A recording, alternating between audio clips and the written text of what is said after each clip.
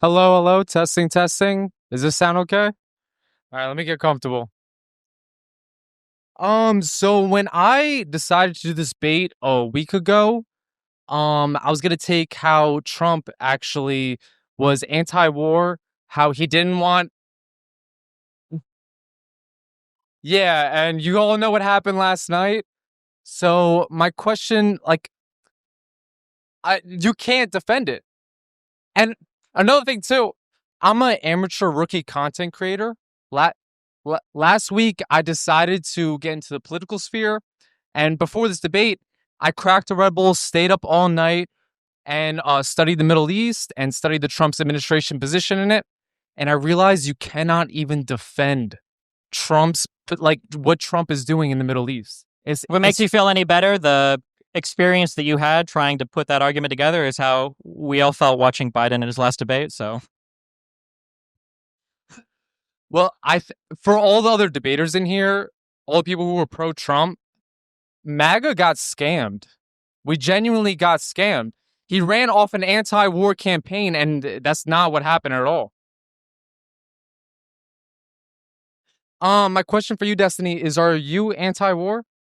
no. You're not anti-war in the Middle East? No. I feel like it's weird to ask somebody in a country that was born of revolution to say we're anti-war or not, right? I think the question always has to be, what is the war? Is it justified or not? And then on what terms do we fight it, right?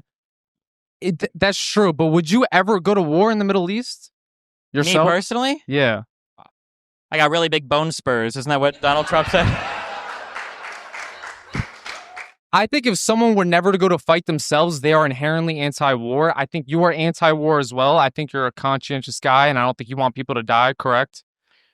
Yeah.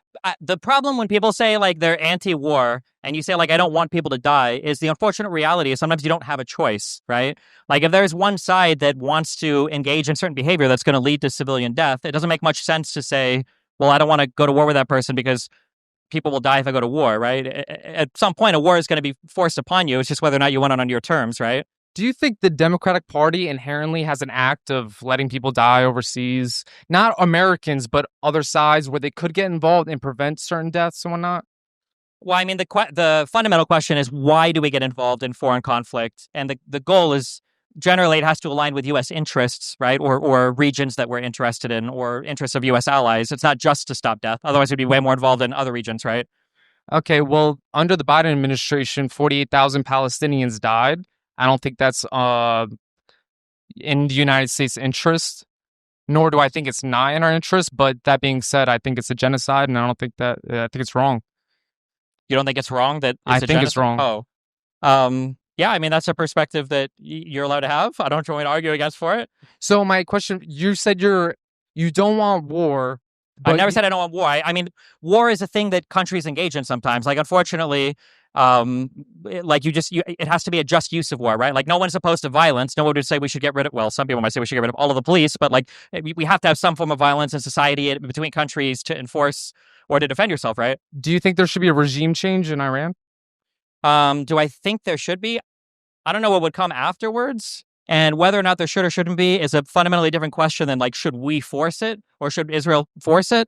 I don't know. It's a big country. There's a lot of people. I don't know what the stability of that would look like afterwards. I do know that regardless of what lays beyond, I guess the current strikes, though, do you want Iran to possess nuclear weapons? I think if Israel has nuclear weapons, I think Iran should too. I don't think. So do you think that the overall temperature of the Middle East would be higher or lower? Do you think it'd be more stable or less stable if Iran had nuclear weapons? It'd be it'd be less stable. But that being said, if you look at the history, again, I'm no political expert, but I study the history of Israel. They have initiated every single war since their history, and every single conflict that resulted of them initiating war was brought upon them.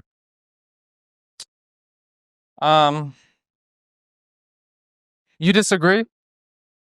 Yeah, but I don't know how we do the whole history of Israel Palestine, or It's not even just Palestine. It's I mean, an easy one would be in 73. That was a surprise war launched by the Arab states, right? The Yom Kippur War in 73. There's no way you could say Israel started that one at the least, right? Yeah, but they also initiated conflict with Egypt and Libya. Well, they'd been in conflict for decades since the foundation of the country. So if you go all the way back to Israel's founding in 1948, who do you think really initiated the conflicts which created the domino effect that we are like where we are today?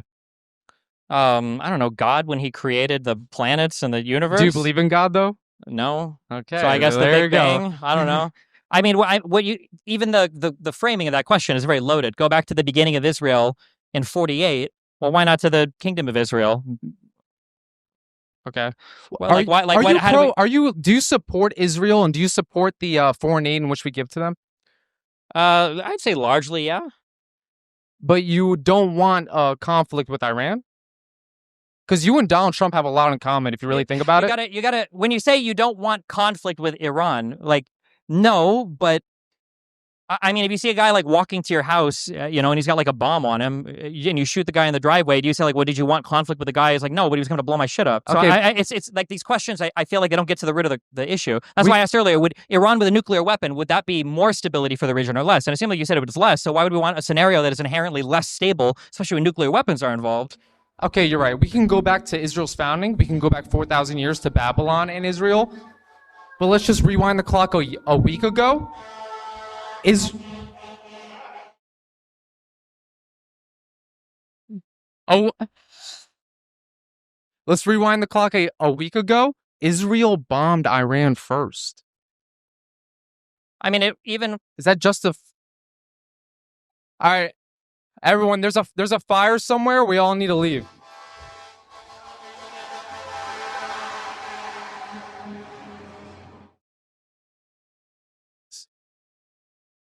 okay, stream snipers. The okay, the conflict is not as simple as like who hit who first. I think that you have to look at more. I think you have to be a little bit more comprehensive when you look at the region. So, for instance, do you agree that Hezbollah like has been at war with Israel, and the Houthis have been like shooting bombs at Israel, and that Hamas has been at war with Israel, and all of these proxies are funded by and supported by Iran, right? Yes. Yes. Okay. Yes. Yep. So, if Iran has been funding these things, and then let's say I'm simplifying this up, but let's say Iran has been funding proxies against Israel, and then Israel shoots a bomb at Iran. Is it fair to say, even if it might be strictly true that Israel attacked Iran first, does that really fully encompass everything that's happened? Again, I'm very new at politics. I cracked a Red Bull and just study this stuff. Stayed up all night studying it.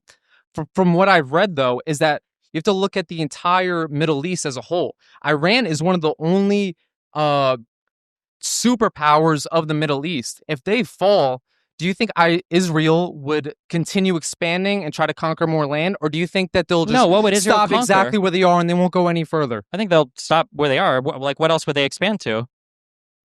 They would expand throughout the whole Middle East. Where would the next place they would go be?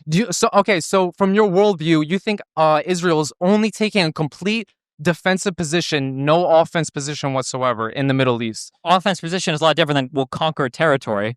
I don't think Israel is looking to expand anymore. But they have expanded. You just said anymore, so they have expanded before. Why would they expand before if they're only taking a defensive position? They expanded before because they got attacked by every country surrounding them, and they took territory in order to secure up their defensive posture, right? One component in this equation is Israel's population has been increasing since its founding, correct? Sure. So that being said, they do have to expand, or else they will just.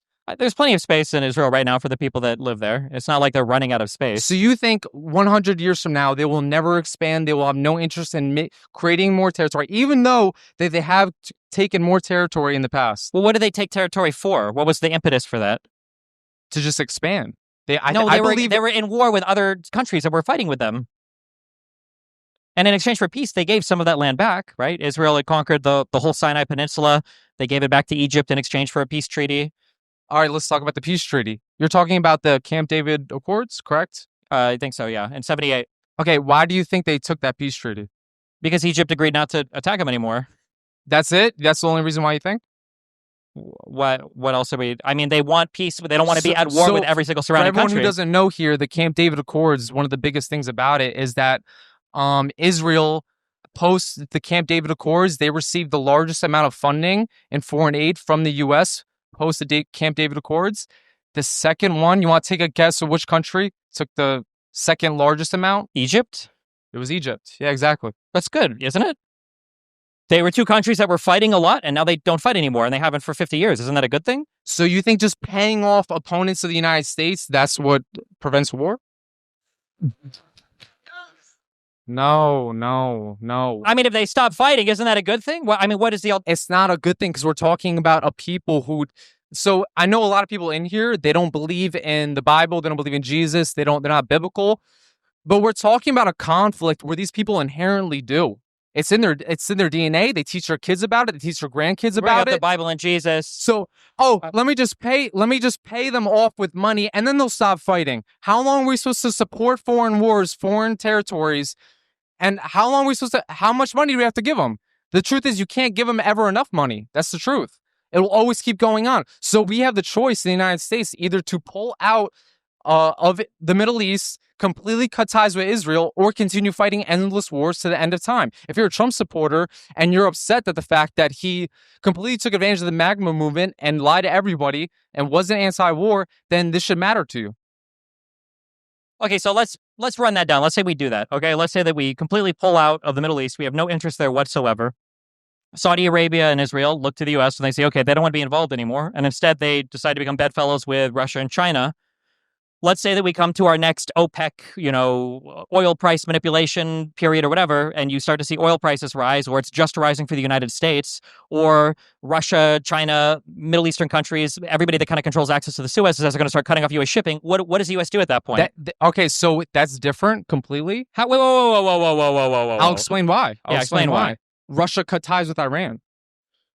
Well, no, hold on. Russia's ties were cut with Iran temporarily right now because of Ukraine. The Middle East. That's not true. Wait, but hold on. Right now, I think Russia has other problems going on, which is why they're not helping Iran. But Iran was producing drones for Russia for a while for the Ukraine. These are countries. They're not friends. Okay, when they say they're not allies anymore, they're not allies. They don't support each other. So if you're saying it goes larger than Iran and Israel, it doesn't. It might not. So if we were to pull out of the Middle East completely, what do you think happens following that? Not pull out of the Middle East completely. Cut ties with Israel. Don't support them anymore. Well, we would have to cut ties, I imagine, with Saudi Arabia and Egypt and everybody else. We still have our bases there, so it is what it is. So we would have bases in countries that we say we no longer want to have a positive relationship with, and they would be cool with the bases being there. You don't see another. That's what's happening in Iraq right now. We have bases in Iraq, correct?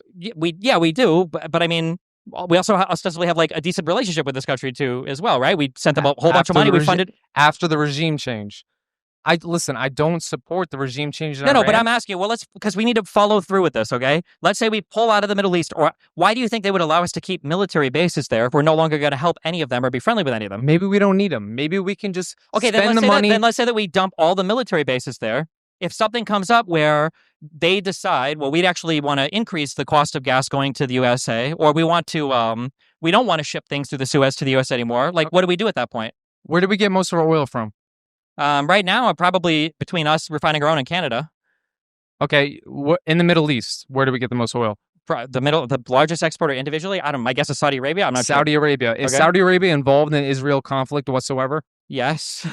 Are they? How? Saudi Arabia is incredible. There's a reason why the most thing that came out of Saudi Arabia recently was a meanly worded letter saying, "We hope that you guys are careful when you bomb Iran's nuclear enrichment plants." Iran attacked Saudi Arabia. The Abraham Accords created normalization in the Middle East. Saudi Arabia is one of the biggest countries. So Saudi Arabia didn't technically join the Abraham Accords, although there might have been a path there. But the Abraham Accords is about peace with Israel, not the United States, right? No, that's between Israel and the surrounding Middle East, the Abraham Accords. And some other countries, yeah. Including Saudi Arabia. Well, Saudi Arabia wasn't a formal signatory to the Abraham Accords, but they were probably on their way to normalization. Do you think they're any threat to Israel whatsoever, the Saudi Arabia? Do you think they genuinely care? Do you think they even have the power to stop Israel with their military force versus Israel's military force? No, I don't think so. But I'm not worried about Israel. I'm thinking about the United States. So your hypothetical doesn't mean anything. No, my hypothetical is what happens if all of these countries decide they don't want to do business with the U.S. anymore? Destiny. We don't need Israel. I'm sorry to be the one to tell you this. What about OPEC? We don't need it. We don't need it. What about OPEC? We don't need to go to war, guys. We don't need Israel. We don't need to have a regime change in Iran. Israel has a nuclear bomb. Iran can too. It's okay. Okay, so if that whole region was unfriendly or hostile towards the United States, you think that life would go on as normal and that wouldn't impact anything whatsoever for us? No, it would 100%. Trade wars and whatnot. But like that's listen. The Earth keeps turning. Am I wrong? Like, okay. Final words. Okay, go. Give us our final words. Yeah. How do you feel about that? What he just asked? What did he say? Something about no? Is Nick Fuentes here? I don't think he is allowed to go to the Bronx. No, is he? no, he's not. No, he's not. No, he's not. She asked why this particular conflict made me change my mind on Trump's foreign policy in the Middle East, or just in Trump in general. Why I support him. We talked about tariffs, trade wars, finances, economy. We haven't really touched on cultural issues yet, but that is a factor. And she asked, why do I care the most about this particular conflict? And I would say the sole reason for that is because people are dying. At the end of the day, we either get to live or we don't. Someone laughed, but it's not funny. It's not funny. I mentioned before, 48,000 Palestinians died. We need to stop all wars. I'm pro peace. I'm pro peace. Because it was the most recent conflict. We're talking about I'm talking about current events here. Not that it's not. Okay, wait. So this is the last one. Okay, I'm gonna be a little meaner now. Okay, wait. Here's the question. Okay, this is what I don't understand. All right. Sure. So in the first Trump term, okay, we saw an increase and then an obfuscation of the data around the drone strikes in Yemen under Trump. He was fully on board with Saudi Arabia and continuing to bomb the Houthis in Yemen. We saw an actual attack on a Syrian airport in response to reported chemical weapons attacks from Assad. We saw a complete dereliction of our responsibility and duties to the Kurdish people that were helping us in Syria. We abandoned them to be laid waste to by Turkey. We saw zero progress whatsoever in the Ukrainian-Russian war. We saw a total simp fest for Israel and acknowledging the moving of the embassy, in acknowledging that we were going to do the Abraham Accords while totally neglecting the Palestinian issue. The whole border riots, the Great March of Return, all happened under Donald Trump there. When you look at Donald Trump's foreign policy in his first term, I don't know what you could have ever seen there that would have made you think, wow, this is the president of peace. Exactly. That's why when I researched all of this at 12 o'clock in the morning off half a Red Bull, I realized that him pulling out of the Iranian deal was one of the factors that led us here. Donald Trump is not anti-war. He led off that campaign claiming he was anti-war. He's not. So yeah, I kind of agree with you. But at the same time, can you name some points that the Biden administration has done to prevent deaths in Ukraine and in the Middle East? So for Ukraine and the Middle East, I mean, they announced ahead of time that the invasion was going to happen. Biden did his best to try to rope together as many people as he. I mean, it's better than the Trump admin that didn't even announce to Democrats working in the intelligence committee that we were going to go and bomb Iran. I mean, 48,000, Destiny. 48,000. No, 48,000 what? Palestinians died under Biden. Yeah, do you know what the last time I heard Trump talk about them was? It was when he had an AI image of a new city in Gaza being made. Yeah, he did say that. And I'm not going to argue with that point, too. Do you understand also that, like, not to mix up, like, Jews in America are not the same as Jews in Israel. Like, in America, absolutely, they might have their opinions and they might all be progressive, whatever. When you go to Israel, there's a reason why everybody there wanted Donald Trump over Kamala Harris. Like, that wasn't like a real debate between the Israeli people. Like, absolutely. So everybody knew that Trump was going to be a massive supporter of Israel. If we say, right? He was going to be a massive Israeli simp the entire time. So I just don't, when you look at everything that happened in his first term, I wouldn't even say the writing was on the wall. Like, the actions were in the air. Like, it was a total support for Israel and everything they wanted to do. No, absolutely. And I honestly agree with you. And that's what I discovered when I researched this three days ago off half a Red Bull. I didn't know anything about it. And I realized I could not defend Donald Trump's position when it comes to the Middle East. Okay. But that being said, under the Democratic Party, it was not any better. If you think it was, if you think the Democratic Party is anti-war, Biden and Kamala are anti-war, Obama was anti-war, you need to do your research. Sure. So we can look at Biden. Wait. So we can look at. So we can. We're gonna share. What? We're just gonna share. So we're gonna let that go by. So you actually didn't answer my question. And my question had less to do with foreign policy and more to do with why this particular grievance made you say that Trump has broken a campaign promise. It had less to do with foreign policy and more to do with generality. Why do you believe this was the first breach of campaign promise from Donald Trump compared again to tariffs and driving down the price of goods, the weaponization of the DOJ, ending the war in Ukraine, as he just discussed? I'm curious as to how this was the line for you. So if maybe you can explain that. Absolutely. Again, I said before, I am not a political guy. I'm not a political expert. Sorry to disappoint you guys. That being said, why she said, goods and finances and economy. We're talking about war. We're talking about people dying. It's different. Okay, why not? Why not on day one? Not only was the Ukraine-Russia war supposed to end, he also bragged about sending Steve Witkoff or whatever to Hamas to make a deal to release all the hostages and everything. That didn't happen either on day 1, 2, 3, whatever day we're at now. Why was it the bombing of Iran where it was finally like, okay, well, that's too much, I guess? Because he has an unwavering support for Israel, and he is pro-war. That's just a fact. And if you think anything would be different under the Kamala administration, that's just not true. We both know that. Look at the history of the Biden administration and the Kamala administration. They are not anti-war. Well, wait. I mean, if you look at the difference, anti-war, he did not deliver on that promise. Well, if you look at the difference, I mean, Biden did follow through on the pullout from Afghanistan, right? So that was one war that was going on under Trump. And Trump made the deal for that. Absolutely. We ended our support for the drone strikes in Yemen with Saudi Arabia. So that's the second thing that stopped. Biden, regardless of whether you think he did enough, Biden at least tried to restrain Israel in the war in Gaza. I don't think Trump has tried to restrain them ever. Yes, he did. Right? Biden tried to support Ukraine as much as he could, and it seems like Trump has left that to the wolves. In what way was Biden more of a warmonger than Trump has been in the first 100 days? Again, Trump campaigned off of being anti-war. The Democratic Party has never campaigned off of anti-war. I know it's hard to speak in absolutes. However, well, no, but I understand you said that Biden was worse in his 4 years than Trump. I'm not saying that at all. Trump is dragging us into World War III. Don't get me wrong whatsoever. But you think Biden would have done the same? He also has a support for Israel. That's what it comes down to. Do you support billions of dollars per year to a foreign country that does not help us whatsoever, or do you not? That's it. Are you America first or are you not? Yeah, I feel like Trump did. And in case you guys haven't realized, we're in America. It's Republicans or Democrats. That's what you have to choose. You have the choice between one bad choice or another bad choice. Which one are you going to choose? That's all it comes down to. And if you think the Democratic Party is coming to save you, it is not. It's not.